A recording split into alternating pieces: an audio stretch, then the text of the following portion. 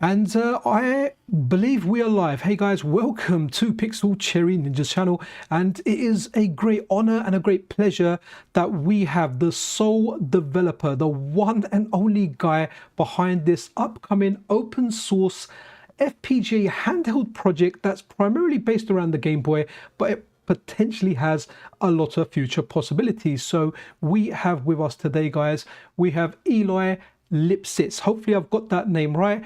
Eli, why don't you come on? Oh, good. I had to bring up the page and look at it because I'm so terrible with names. But why don't you come on, introduce yourself, tell us a little bit about your project and you know what your goals are, why you did it. Just run with it, and then we'll see what the audience is saying in regard to questions.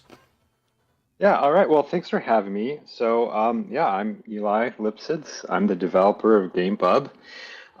So it's open source FPGA retro emulation handheld. So it's got support for Game Boy and Game Boy Advance cartridges.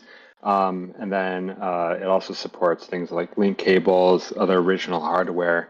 And it's fully open source. So you could go right now, build yourself. A bunch of people already have. But right now I'm running this crowdfunding campaign for it on Crowd Supply to kind of do like a full high quality production run. Yeah, so I've been working on this for like more than 3 years now. Oh, wow. Kind of off and on. Yeah, I mean, so this wasn't, the point of this project was not to sell a product and make a crowdfunding thing. That kind of just happened. I fell into that. This is really just kind of a thing for me to do for fun. I mean, I have a lot of nostalgia for especially the Game Boy Advance era of gaming. And I'm interested in emulators. I'm a software engineer. And so just kind of as a hobby, I was building software emulators. Then during COVID, actually, is when I was like, you know, FPGA sound kind of cool. Didn't really have any FPGA game experience, but it seemed like a pretty cool way to learn about the system. Kind of on a deeper level. So I started by making a Game Boy emulator, and then I moved on to a Game Boy Advance emulator, and I thought, hey, you know, would it be nice if these were handhelds?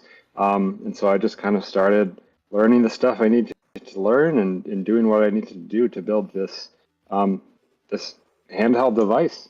And then after a bunch of work on that earlier this year, I posted like a big blog post about how I created it, some of the challenges I faced, and that's when I ended up getting a lot of interest, a lot more interest than I ever expected. People who really wanted to buy one, which, like I said, I had no plans of doing. It was just something I did for myself and for friends.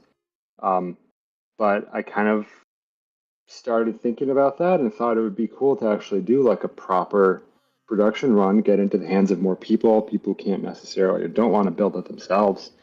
And that's taken us to here. So it's kind of been a big adventure so far. My first like real product, first thing I'm selling for sure, and it's just been a cool experience. So I really appreciate the support, and you know, thanks for having me here. No, absolutely awesome. Now, what a first project. I mean, some people are like, okay, you know what, I don't know, I'm gonna make like a game on GB Studio. You just went fully ahead and just went, you know what, I'm gonna make like the ultimate Game Boy. So first of all, I'm really happy that you went from the vertical design to the horizontal one. You know, you listened to the feedback and you made that one. So in regard to your emulators now, so these are your own developed emulators. Are these emulators available for people to download, or is this something that you've kept to yourself for now? So the software emulators I talked about before, yeah, if you go to my GitHub, they're there. You can, Okay, you know, I wouldn't say there's any real reason to use them, but if you go, then yeah, GBA-emulator. Okay, I That would see be it. the Game Boy Advance emulator. It's just kind of something I did for fun. It's, you know, not something that would compete, if that's the right word, with something like MGBA or Nano Boy Advance. It's just something for myself. It's a super fun project. I mean, I definitely recommend people who have the technical inclination to go write an emulator. It's a fun challenge, especially for something like NES or Game Boy, which are super well documented. Obviously not a project for everyone, but I had a great time with it, and that set off this whole chain of events. So yeah. Okay, so the core, like for example, the Game Boy Advance core that is going to come with the Game Bub, is that going to be an FPGA implementation of this emulator? And I guess the same goes for, have you got a separate one for the Game Boy DMG and the Game Boy Color? Is that one emulator that does DMG as well as Game Boy Color? Yeah, so this thing that you're looking at is just a project I did 4 years ago. The thing that actually runs on the Game Bub is an FPGA emulator. So it's two separate emulators, two separate emulation cores, two separate FPGA cores. There's the one that is the combined Game Boy Color, because they're very, very, very similar systems. That's not this. And then there's the Game Boy Advance one, which is also not this. That's a separate FPGA emulation core. So those are both in the, if you go back to my GitHub page, those are both in repositories, right? Game Bub. Oh, yeah. Game Bub, yeah, okay. Game Bub, all the way at the top here, under pinned. And is it all the way to the top? So this is, so if you click on FPGA. I am so blind. Oh, yeah, sorry. Yeah, if you scroll down there you go. Sorry, I thought we were looking at the top. Got it here. FPGA. Down there. Yeah, so that's, I mean, this is the source code of the FPGA course. So you'll see it. I've been doing some work on them since. It's not actually no changes since 7 months ago. I've just been kind of working hard, and I'm going to clean things up and actually push it back to GitHub when I do this crowdfunding project. But there's nothing really you can use in here unless you have the FPGA to run it on. So I've done a lot of these things in simulation. When you write an FPGA cores, you really can't do everything on the FPGA because it takes a good 15-20 minutes each time you change something to build it again. So a lot of the initial development I've done in simulators, which are a very, very, very slow kind of simulation of an FPGA running your emulation. So on my computer for the Game Boy Advance, I get 8 FPS, I think, in the simulation. So it's an awful way to play games, but it works for finding some issues, and it's a lot easier to quickly try new things out than when you're on the FPGA. Okay. But unfortunately, without the actual hardware, that's a big disadvantage, in my opinion, of FPGA emulation. Without the hardware, you can't really use it. Which is, unfortunate. Okay. So having a look at your project here now, your crowd supply page, we can see that we're 75% of the way through with 18 days to go. And tell us a little bit about crowd supply, because a few weeks ago I had David Shadoff, a core developer, someone that adds a lot of stuff to the Mr. FPGA scene, and they were saying that crowd supply actually is very, very different to places like Kickstarter and Indiegogo, for the simple fact that tell us a little bit about the process, what you had to go through, because you have to prove, you have to have a prototype, you have to go through some hoops. So there's a lot of due diligence there from crowd supply before they go, okay, we are going to allow you our platform to raise money for this platform. Just to kind of reassure people, because once I found out about how vigorous it was to actually get on crowd supply, I was like, okay, you know what, I want to back this. So tell us in your own words, that whole process, how you kind of got it on there, what they made you go through. Yeah, so to start, Crowd Supply is a crowdfunding website that's specifically oriented towards open source hardware. So they're oriented towards hardware projects, and everything that's there has to be open source in some way, and it has to, I think they kind of say it should respect the user. So it should allow people to modify the project. You agree to not do something like sue people who are modding the project, which sounds insane to like a small developer like me. But of course, that is something that a lot of big companies do, unfortunately. And part of this is they really, really carefully pick the projects they're willing to have on there. So Crowd Supply is just a platform. Like, I am going to be manufacturing this with the help of a company in Croatia. But so one thing they do is they kind of vet every project carefully. So anyone can make like a Kickstarter, an Indiegogo, and I think that's why you see a lot of a reputation, at least for a lot of scams. Crowd supply is kind of like it will happen or you get your money back. So they go through. I needed to have prototypes.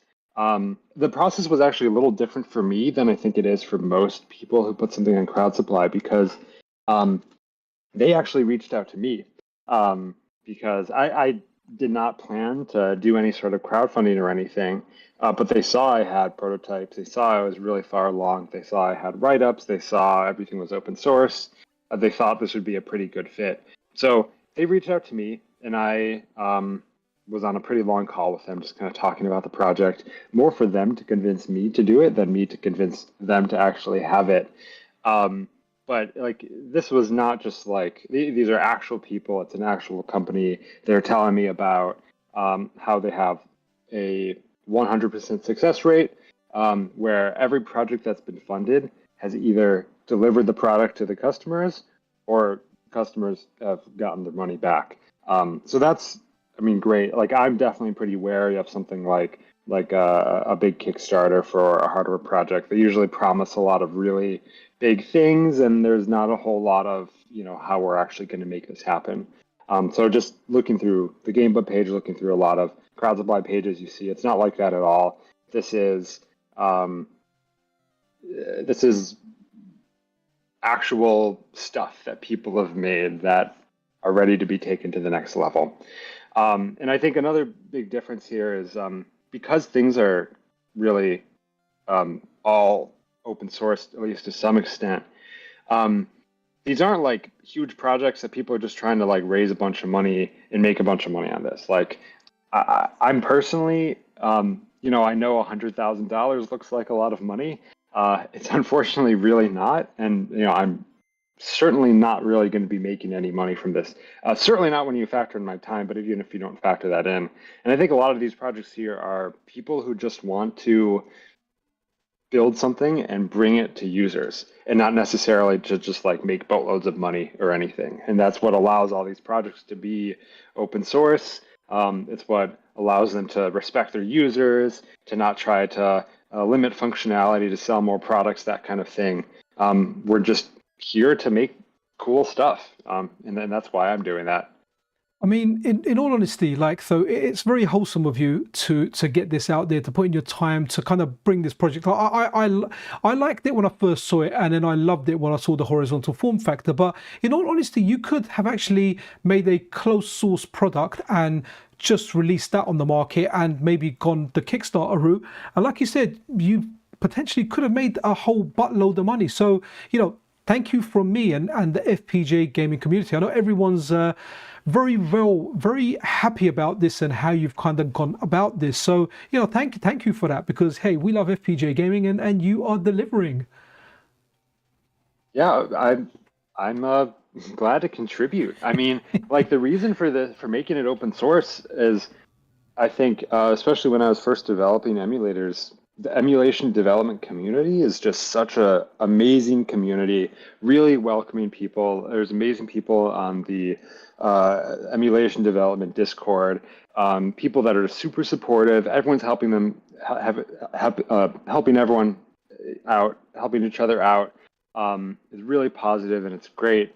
And it felt, there's nothing wrong with making something to make money, but it felt wrong to not make it open source when this and every other emulation project has been built on the backs of all this open source research that people are just doing for fun. Like, I mean, there are certainly companies that have made emulation products and made a bunch of money that way, and good for them, but a lot of them don't really acknowledge just how much work has been put in by the community to document these things, to do research, to find all these corner cases, like little bits of hardware functionality that you didn't even realize were there that, maybe only matter for one or two games. So I just wanted to give back to the community, and yeah, I'm glad we can all benefit from open source hardware and software. That's awesome. Now, I've got a question here from Richard Horn, who is part of Herber. They recently released the Mr. Multisystem 2, and they are obviously at the moment going through the process of implementing direct cartridge support for their Mr. Multisystem 2. So they asked me to ask you that, are the cartridges running straight from the car, or is it dumping it to DRAM and playing from there? Yeah, no, these are when you plug in a cartridge and you press play, it is running straight from the cartridge. So I think I don't have, I mean, we don't have video right here, but one of the little demos I would do is I'd open up Metroid, and I would play it, and then I would just yank out the cartridge, and it does not continue to work. The cartridge is what is playing the game from. And to do that, like, this is not something that the Mr. cores support. So like the Mr. Game Boy Advance cores are specifically made for running off of, like you said, DRAM. So I actually built my own cores from the ground up with this support for physical cartridges baked into it from the very beginning. So that's how that's able to happen, and that's why I think it's not impossible, but it'll be, I think, a bunch of work to get the Mr. cores working off of cartridges.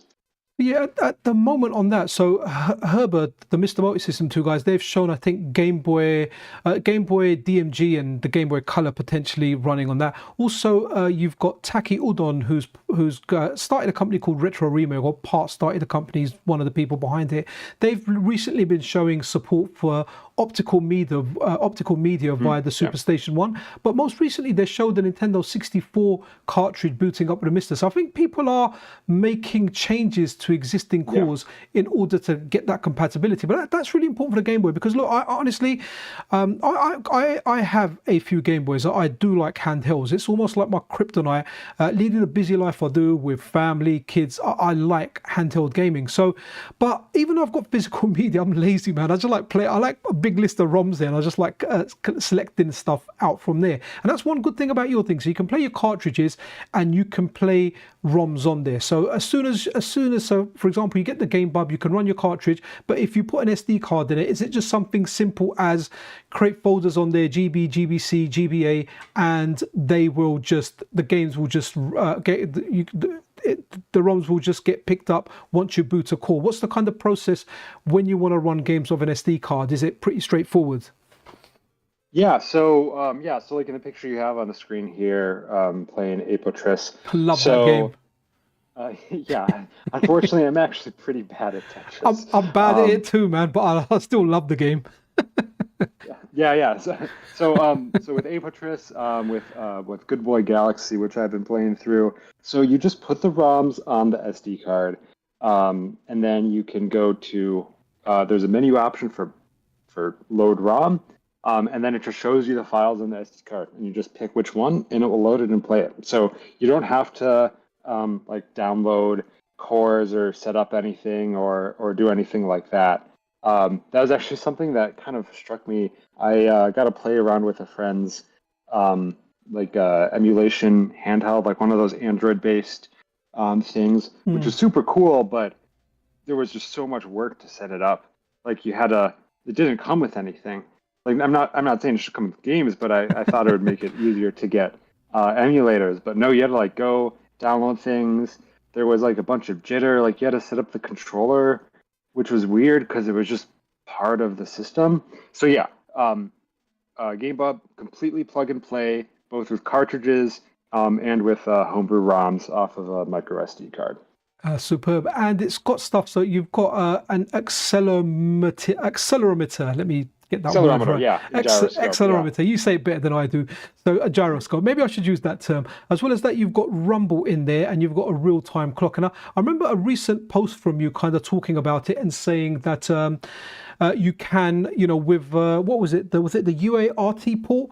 Where you can add like additional stuff to it, like a solar sensor. So essentially, if someone wanted to build a solar sensor for it, the option's there, and you could play something like, I think it's Boktai, right, for the Game Boy Advance, where you kind of have to go out in the sun and get yourself some sun. Yeah, so I think unfortunately the I don't have a Boktai cartridge, but I think the way you would put it in would actually block the solar sensor, like it's on the other side. So yeah, so with the PMOD expansion port, it's just kind of direct connection to the FPGA. With the PMOD expansion port, you could make a solar sensor and plug it in and do a little bit of work to add support to the FPGA, but then you'd be able to do that.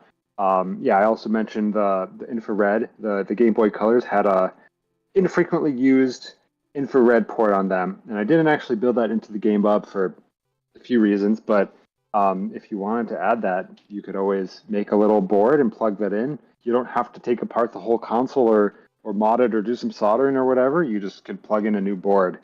So I think that's also something that is nice about Game Bub. It's not easy to do that if you don't have access to the source code or you don't have access to the schematics, being able to easily expand it like that. Okay, now that's awesome. So in regard to, so Anime Otaku is asking here, are you going to develop more cores for the Game Bub, or are you going to leave that to the community? So what are your plans? I mean, let's say a year, so this is due to launch out in February. Let's say, you know, everyone's really happy, they've got it in February. Do you feel sometime in 2026 you're going to be, you know what, I want to give myself another challenge? Because, you know, you sound like the type of guy that you always have to give yourself a challenge. You've done this and you're like, you know what, I think I'm going to say that at some point, I'm going to make a prediction saying that at some point you're going to have another idea and you're going to think, you know what, I think the Game Bub might be able to do this, right? But as it stands now, do you see yourself making other emulators and then building an FPGA core and getting that onto the Game Bub, like another system? What other system would you like to put on there? And, you know, would you do it? What are your thoughts on that? Yeah, no, I mean, that's exactly right. So I don't have immediate plans to do that.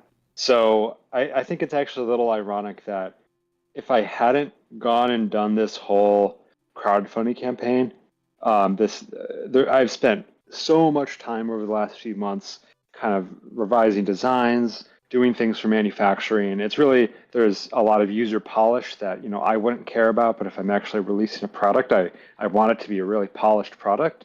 And that's just consumed so much time. So I haven't actually had the time to go and just like implement new cores. So I could see myself in the future wanting to do that, but I definitely don't want to make any sort of promise or guarantee here. If you are hoping for Game Bub to have other cores, I think I'm going to leave that primarily to the community. There's a whole lot of work I have ahead of me, but I mean, part of why I made Game Bub the way I made it, with the screen it has, with the peripherals it has, with the expansion, was to just kind of be a platform for me in the future to keep working on stuff. So, you know, maybe in a year or more, I could see myself trying to make SNES or something like that.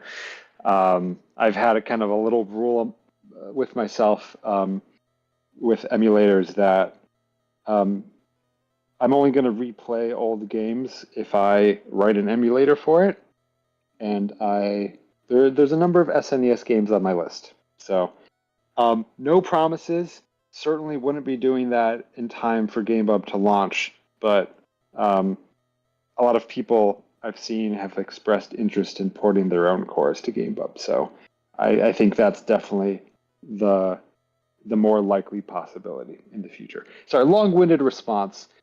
TLDR, I don't have any plans to do it. Other people have said they have plans, but maybe in the future, who knows? I'm just putting this prop up on screen now, so saying like, there's a chance. Yeah, no, I mean, no, that's freaking awesome, dude. Absolutely love that. So there's always a possibility, and there's always so when it comes to porting cores over to this now, how powerful is this? Because I was speaking to a few friends of mine that I'm not a technical guy. I don't come from a coding or a technology background. I mean, I do use computers, but everyone uses computers now for work. Like at work, I'm considered a hotshot, but when I come and do my FPGA gaming stuff, I'm the dumbest guy in the room, which is usually a good room to be in, by the way. So in regard to, so there's a max game limit, right, which is 32 megabytes. Am I correct on that? So, for example, now if someone wanted to port over the Neo Geo core, the largest Neo Geo commercial game, I believe, is 96 megabytes. So, would there be a limitation in getting Neo Geo working on there, or is there a way something can surpass this limit of 32 megabytes to run a game that is 96 megabytes? Yeah. So, okay. Yeah. So there's kind of two things here. There's the power of the FPGA itself. So it's really hard to compare FPGAs from different companies. So the one I'm using is an AMD Xilinx chip. So I can't compare it exactly to the one that's used in Mister, which is Altera. But I would say it's likely similar in capabilities, the FPGAs itself. But then you bring up memory, and yeah, so Game Bub does have 32 megabytes of DRAM. So that's like when you're playing, when you're loading a homebrew ROM, that's where that's stored while it's playing it, fast memory that it can access. I also have 512 kilobytes of SRAM, which is even faster memory that you can access with low latency. That's used for certain things. Some of the Game Boy Advance's built-in RAM, I use that for. For something like the Neo Geo, yeah, I think if you have a 96 megabyte game, you're not going to be able to run that on Game Bub as is. There are a few ways I can think of that you might be able to get around that. So you could always open up Game Bub and solder in a bigger chip. That's not really a realistic option, but I do know they make 64 megabyte chips. That doesn't quite get you there. Unfortunately, they're much more than twice as expensive, which is why I didn't put one in Game Bub itself. Another option is the cartridge port. So if you're not actually using a cartridge, right, this is a Game Boy Advance cartridge port. If you're not using the cartridge, I think it is theoretically possible that you could put like a memory expansion through the cartridge. I think you'd have to kind of figure out what makes the most sense for that to work, but I think that could actually be an option, which is pretty cool. That wasn't even my idea originally, but someone brought that up and I looked into it. Could be pretty cool. The other thing is, this wouldn't really work for Neo Geo. I'm not really familiar with the system, but I've read a fair amount about it since people do keep bringing stuff like this up. But for something like a console that uses a disk drive, CDs, that sort of thing, CDs are very slow, actually. And so one thing you could actually have is like a modern micro SD card is faster than that. So you could potentially emulate a disk drive. You don't have to load everything into memory because the actual systems never loaded everything into memory. They would just try to read from the disk. And when it goes to read something from the disk, you kind of jump in and actually have it read from the micro SD card. So not helping for Neo Geo because it has actual really fast memory cartridges. Neo Geo cartridge CD. expansion. Neo Geo CD. Is that a thing? It is a thing, Neo Geo CD. So we've obviously with the CD, like PlayStation, for example, Neo Geo CD, you're streaming the data, aren't you? So you don't have to load it into DRAM at once. So it's quite funny because you can get something potentially like the PlayStation or like the Neo Geo CD, but you can't get the Neo Geo because of the kind of memory limit on there. Yeah, unless you look at the cartridge expansion. Okay, so let's say, for example, now, Game Bub, it smashes the goal. Everyone's really excited about it, and we're starting to get more. Because if this starts getting developer support, if people are like, you know what, I like this, I want to, and here's the thing: when you make a project open source, people generally like it. They want to jump on board it because it's fully open, right? So let's say people jump on there, they want to start bringing on cores, and you can get a RAM expansion via the cartridge port. Now, what would that be something that would be very costly, or is that something that could be cost effective? It's really hard for me to say because, for example, for Game Bub, the price that Game Bub is being sold at is not the price I wanted to sell at. When I was first doing this project, I thought I could do it for much, much cheaper. And it turns out that manufacturing something and doing it actually right, doing certifications, doing building in, you have your wholesalers, so you need to build in some margin for them to make a profit, and shipping and customs and everything. So I certainly couldn't say anything about price. But if you look at some of the accessories people make for the Mister that add additional memory, I wouldn't expect it to be, more expensive than that.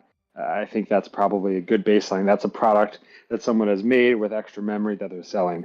Now, I mean, it would be something that you'd have to kind of do a little bit of engineering to figure out the best way to have it work with the Game Bub through the cartridge slot, which isn't, something that I've solved. So that probably would increase the price a bit. Someone has to figure out exactly the best way to do that. But I mean, you're not going to be buying like a $500 memory expansion. No, I think for the Mister, the RAM expansion, if you the SD RAM, it was around $50 if I'm not mistaken. But then you had like the alternatives come out, like cheaper ones from Retro Remake, which actually pushed the price down to like $15. But that's obviously once the product's been out for a while, it's established, and someone makes like their own version of it a little bit cheaper. That's really interesting. So it's like, never say never. It's a possibility. So yeah, that's really good. I want to show you a couple of things, because over on, you may have seen this over on the FPGA Gaming Discord. Now obviously we know you can't use this, but what do you think of that? Are you seeing my screen? Oh, yes. No, I see that now. Yeah. Yeah, I changed the logo. The very first logo I did was, I think, a little too similar to a certain logo that I shouldn't be using. And so, as you can see, yeah, on the top right of the screen, Game Bub is a different logo. I definitely don't think I'd be able to use the one that you have. No, definitely not. On the screen right now. I love it though. We can share this in the community. So yeah, that logo looks like the video game store Game. We have it in the UK. I think there's like a couple of branches left. And here's the one that I made. But obviously, Disney might even close this video down. But here you go. I'll show myself out. Yeah. Yeah. I don't think. Yeah. Okay. Unfortunately, not. And all right, so one thing I want to look at here, let me bring up the browser again. So what's really cool is we discussed kind of getting the prototype to me, but the logistics were a little bit difficult because you're in the USA, I'm in the UK. Yeah. Shipping a prototype battery, it was a headache. I was a little bit gutted about it. I would have loved to have shown it on my channel, but I completely get that. It just wasn't really worth it, right? But you have sent this out. So Video Game Esoterica had a go on it, spoke very, very highly of it.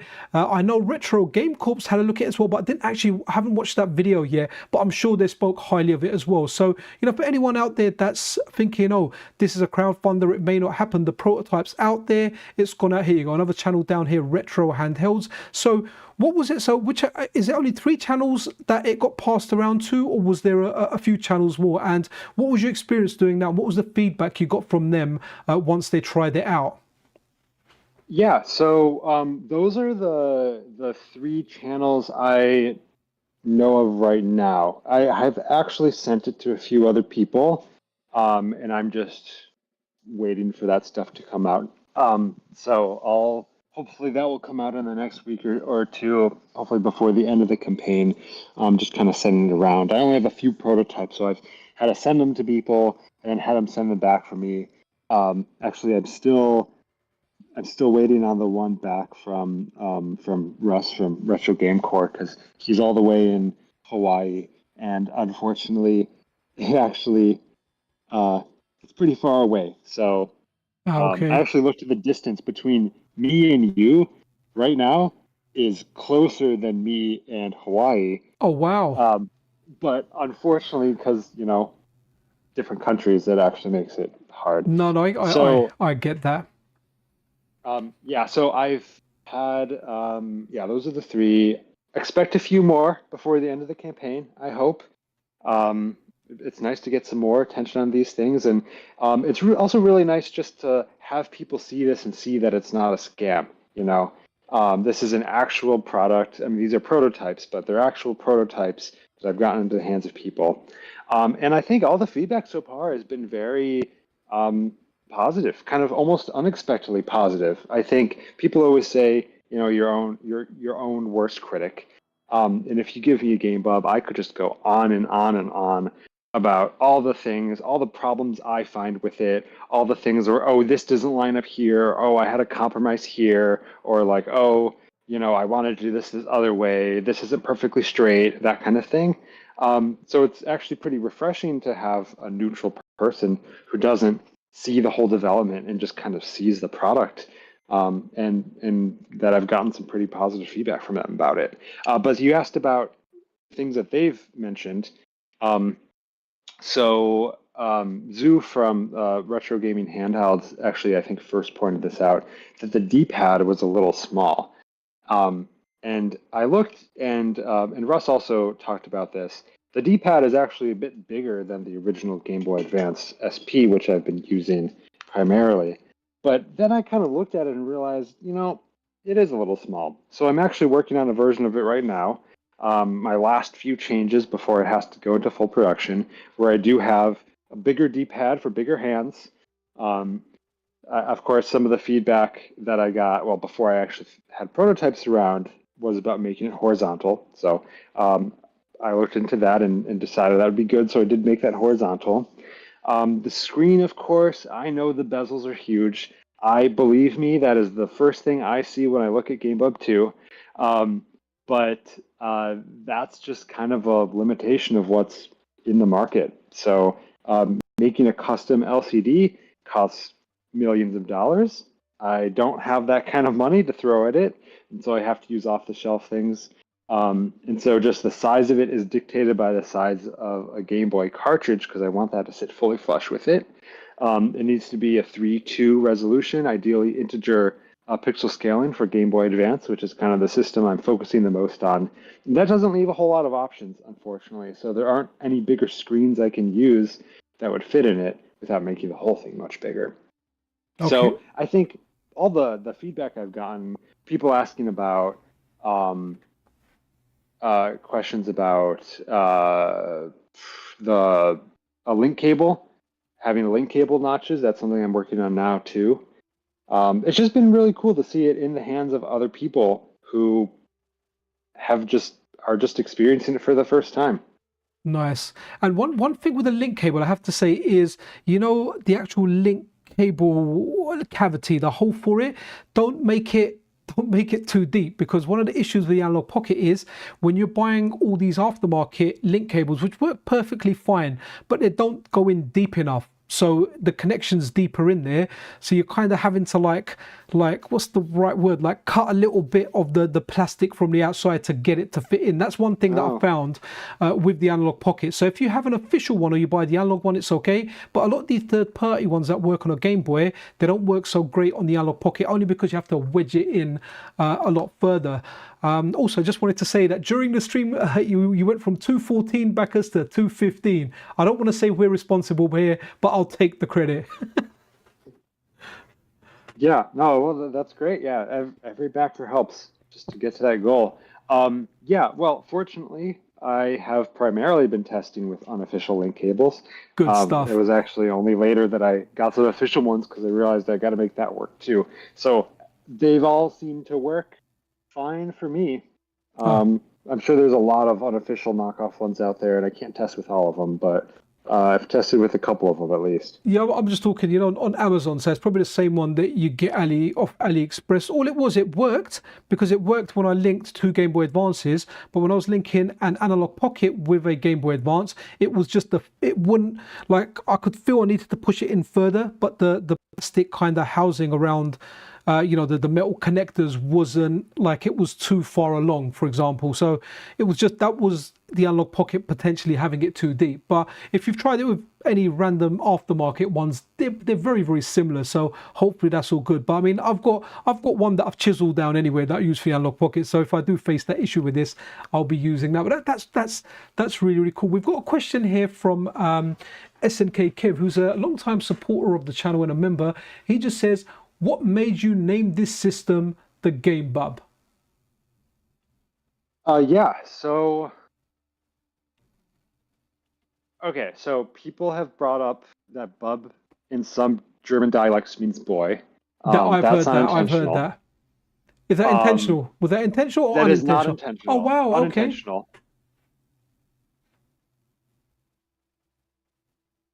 Hello? Eli? Hello, Eli, you there? Oh, what's happened?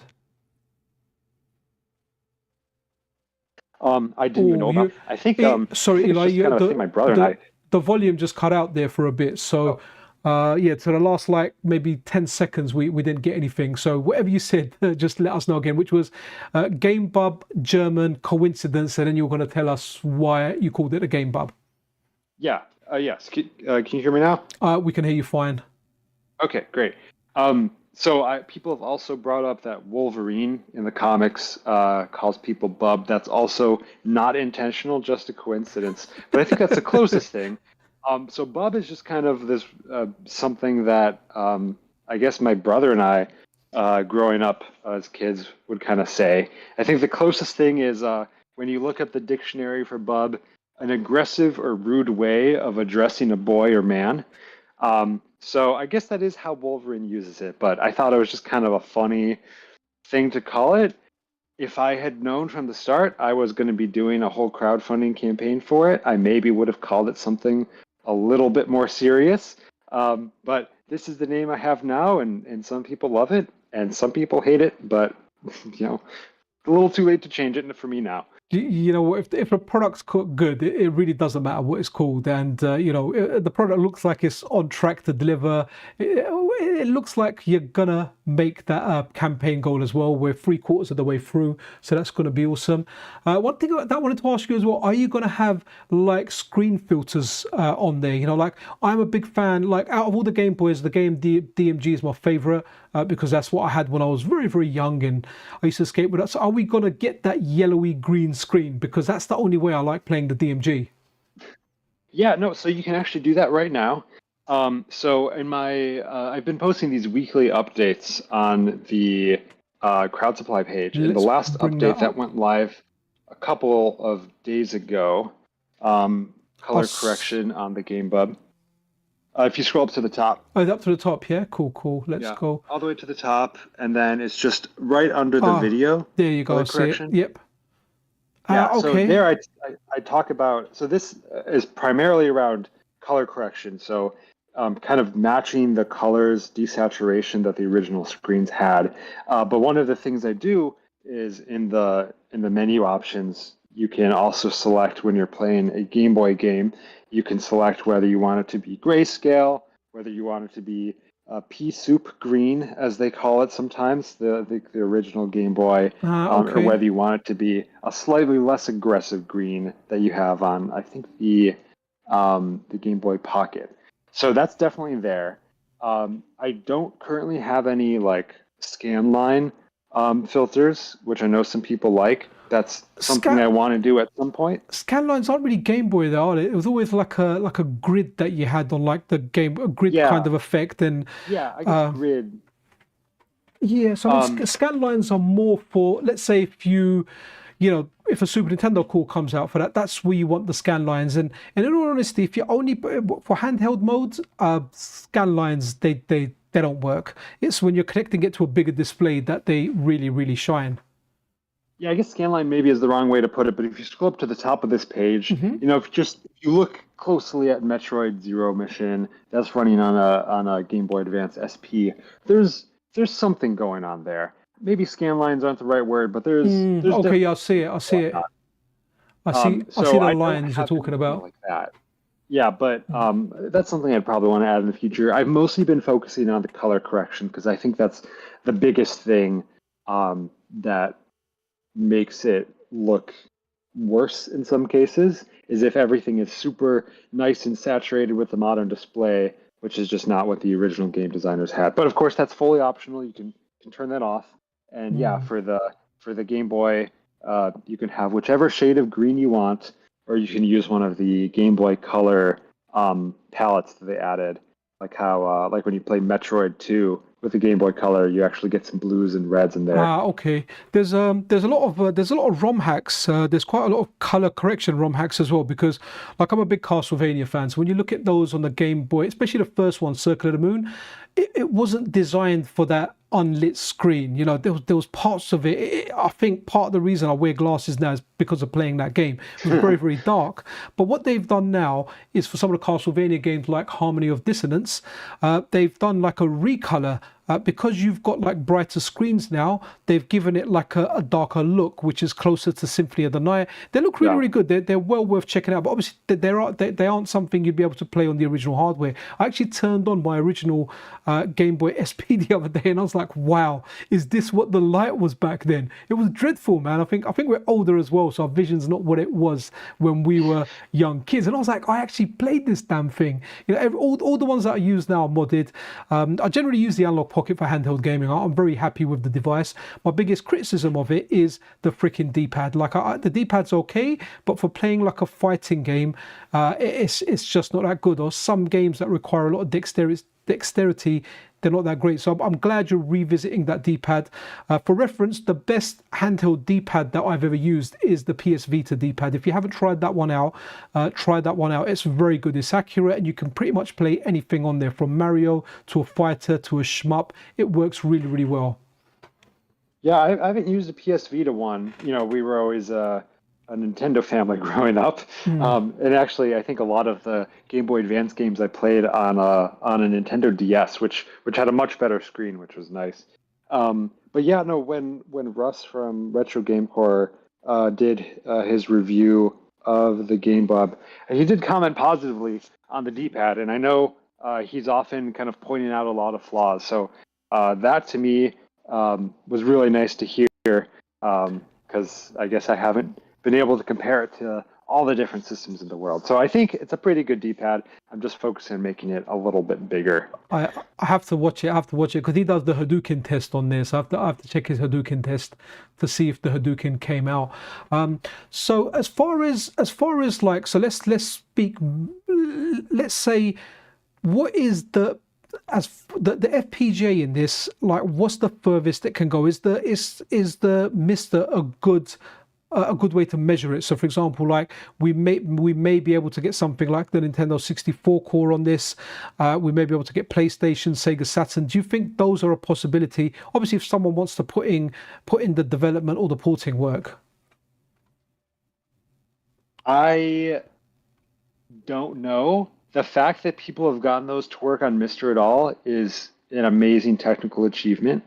I think the biggest blocker for I think the biggest blocker is just in handheld mode. You don't really have all the buttons you'd need for like a Nintendo 64. Of course, while you're docked, you can use external wireless controllers. So that's not an issue there. But just for handheld mode, I mean, it wouldn't really be a great experience for, I think, any of those systems you mentioned. Whether it's technically possible to do, though, I don't know. I mean, so PlayStation has a disk drive.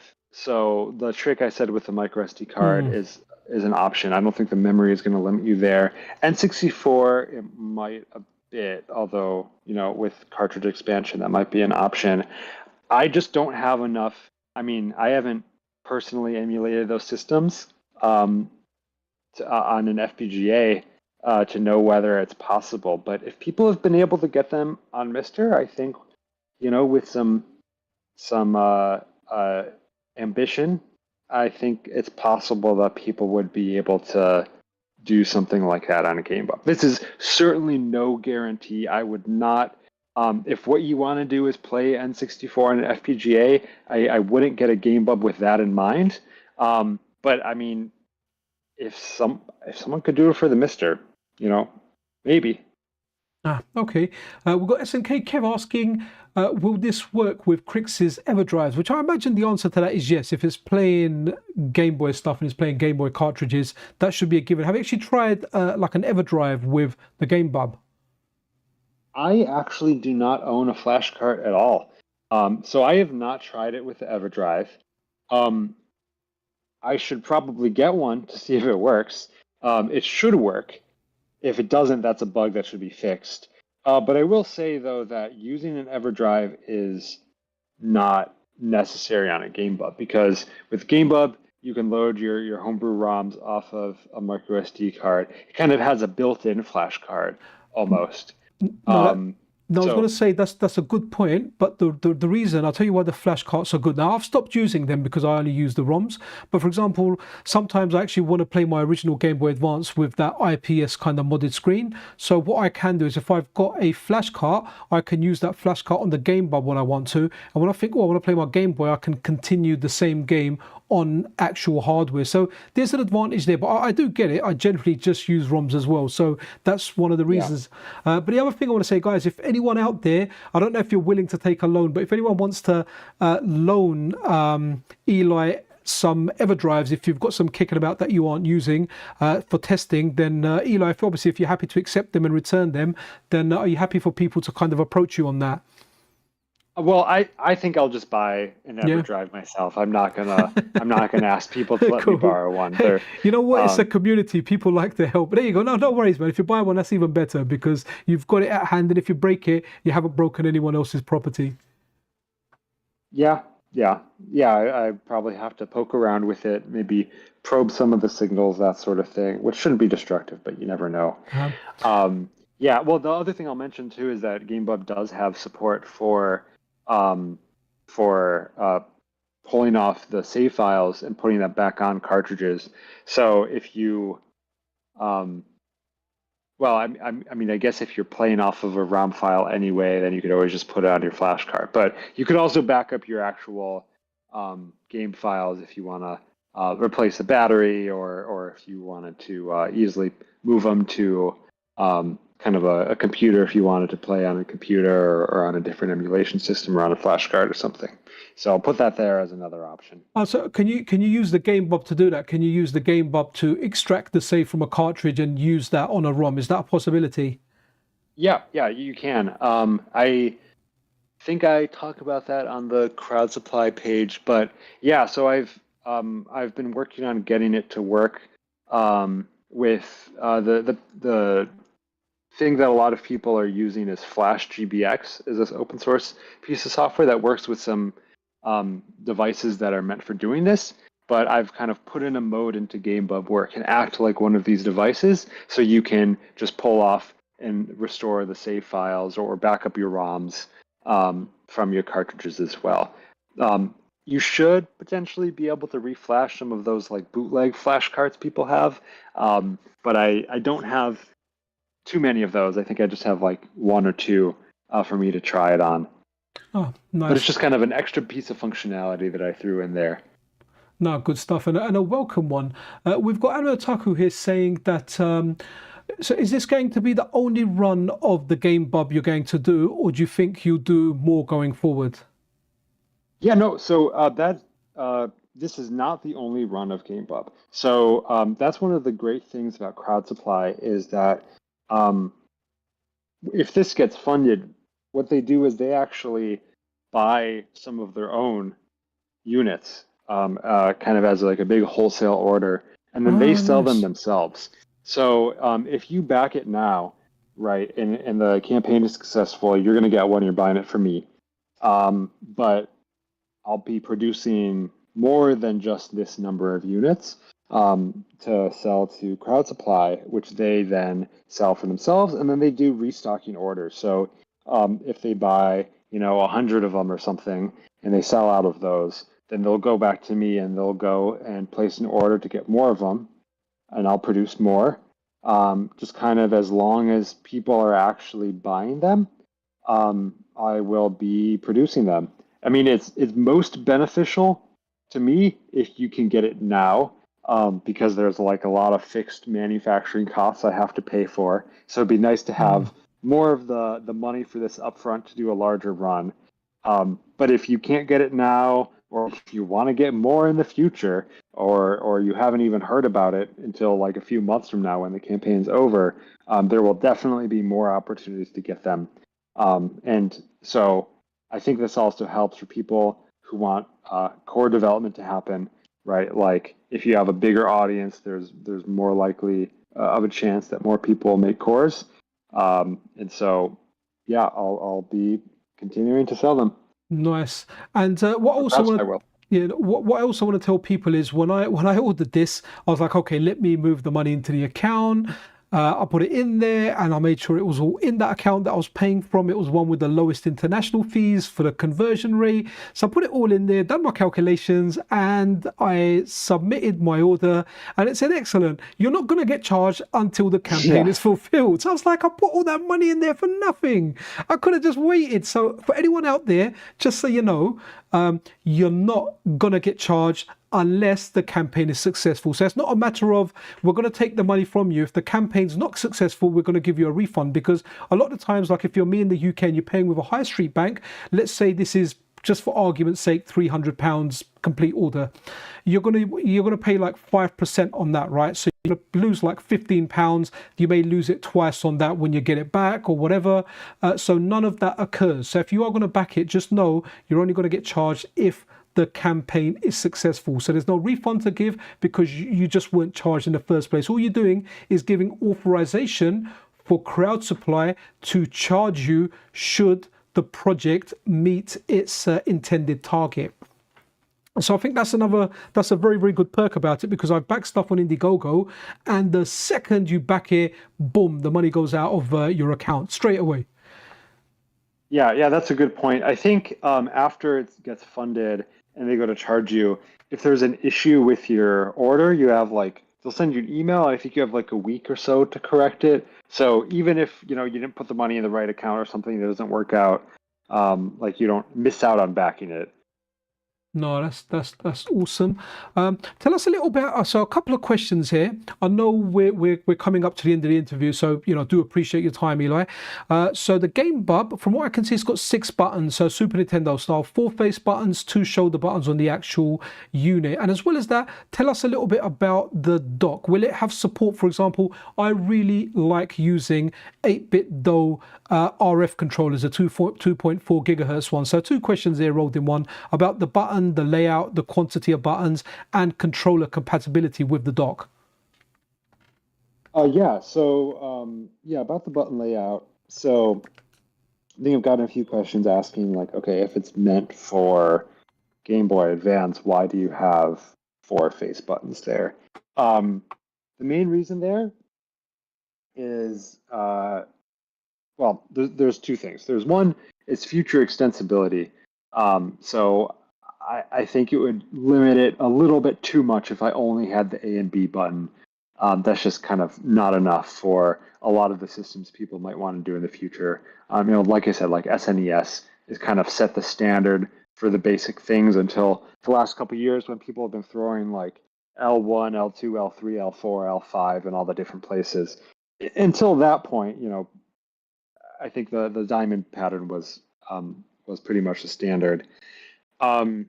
So that's that. I think in the future also I'm planning to have a button remapping support. If maybe a different layout is a little bit more comfortable for you, you have a hard time getting to the shoulder buttons or something like that. I want to be able to remap buttons, and having more buttons makes that more possible. The other thing about the dock is, yes, the dock should be supporting 8-bit controllers. So there's 2 ways you can connect controllers to the dock. You can connect them over Bluetooth, and that should work. I've used it with Xbox controllers, used it with Nintendo Switch controllers. Other controllers should be supported, like PlayStation, the 8-bit wireless controllers. I connected my Nintendo Switch Joy-Cons to it, which is a very weird way to play, but it's technically possible. And then there's also some USB ports on the back where you can plug in a wired controller. So that's primarily for supporting. I've tested it with my Xbox controllers, like plugged in wired, but also if you have one of those controllers that's wireless, but it doesn't use Bluetooth, like some of the 8x2 controllers that have a little dongle you plug in, that's so that it can work with a dongle as well. Okay, that's really cool to know. That's just straight out of the box, right? It just works. Yeah. Perfect. Yeah. Just pairs over Bluetooth, or you just plug in the dongle or plug in over wired, and it works. Perfect. So Amnotaku here is asking also the Easy Flash support for NES ROMs. I'm not sure what the Easy Flash is. That might be, is that a different flash cart, Amnotaku? Do you know what he's talking about there, Eli? Yeah, that's another flash cart. Okay. So my understanding of that is what it does there is it just bundles an NES emulator for the Game Boy Advance. So it's an NES software emulator. They're not really great emulators just because the Game Boy Advance is not that much more powerful than the NES. So I don't think that's the best way to support NES games. I think a better way would be if people brought a custom NES core to the Game Bub. But you could still run that Game Boy Advance NES emulator, for example, on Game Bub. That would still work. Even if there isn't really a real reason to do that. Nah, definitely not a real reason there. But yeah, I guess the curiosity was there. So Eli, look, I'm really, really happy, with all the answers that you've given us. I hope more people back it. Let's check your campaign page quickly. Actually, let's see if it was on 215. Let's see where it is now. And is there anything you want to round up with? Anything you want to say? Anything that you want to let the people know? So we're still at 215. So I guess we need to. Go on. Well, I wouldn't expect it to. It's so weird. I'll go to sleep and I'll wake up and 8 people will have bought it, and then throughout the day 0 people will have bought it. So I've made myself go crazy just by checking it. I have to personally stop myself from checking it so much just because I'll be obsessed with the numbers. One more thing I did want to say in the YouTube comments, Phoenix asked what parts I thought were still subject to change compared to the prototype build. I just wanted to address that real quick before we end. Okay, so the main thing that's changing in the actual build compared to the prototype is the enclosure. So the enclosure that you see here in this video that's playing, this is a transparent resin 3D print. And it's super, super cool that this is something we can do. It is incredible. But they have a few issues. The manufacturing tolerances aren't great, so things don't fit together as well as I want them to. And also, they tend to get a little brittle when exposed to UV light, which is not great for a system that you hopefully want to have around for quite a while. So my plan for the full Game Bub production run is one of two things. Ideally, I would do a full injection molded case made out of a durable, transparent material like polycarbonate or a polycarbonate ABS blend, kind of depending on what makes the most sense for actually manufacturing. The backup option there is to do CNC'd polycarbonate, which has basically the same overall outcome to you as the final consumer. They're both ways of having a durable transparent plastic enclosure. SNKev, so the yellowing is a thing with resin 3D prints, which is part of why I'm not avoiding that. I think all plastic to some extent will yellow a little bit, but I don't think I think it takes, for something like polycarbonate, if it happens at all, it could take decades. So that's the biggest change I'm doing from the prototype.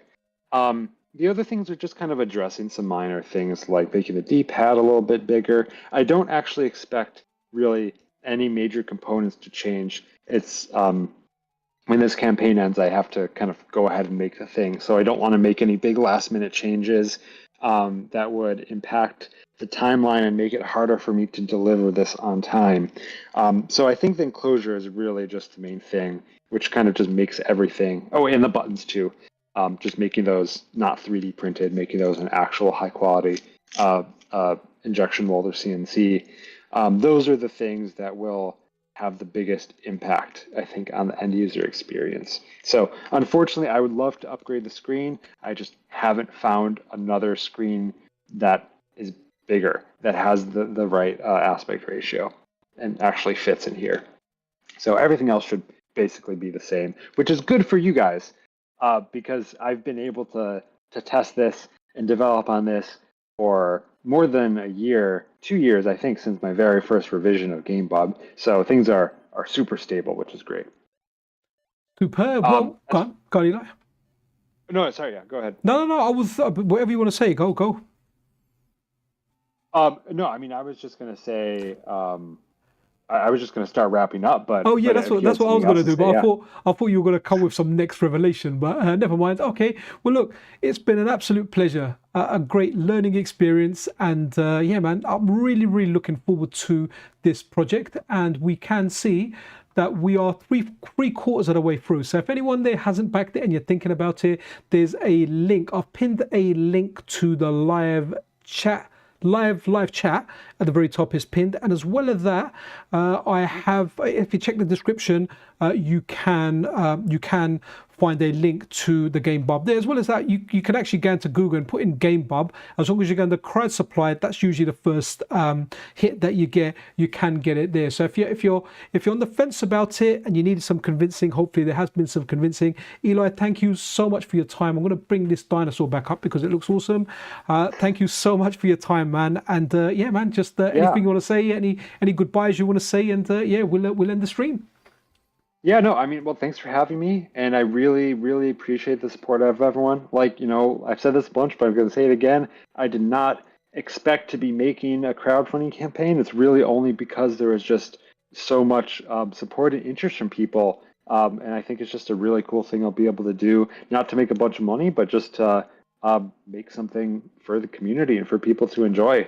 The other thing I'll say is, you know, if you had questions, if you have more questions in the future that didn't get answered, you can actually go on the crowd supply page. There's a button to ask a question. I've been really responsive to those. It'll send me an email and I'll resolve your question. But yeah, just, you know, thanks for the support, and I'm you know, really happy to be part of the community. Awesome, and here we go. You can ask a question down here. We're just looking at. All right, guys, we're wrapping it up. Be freaking awesome to one another. This is Pixel, Cherry Ninja, and Eli out.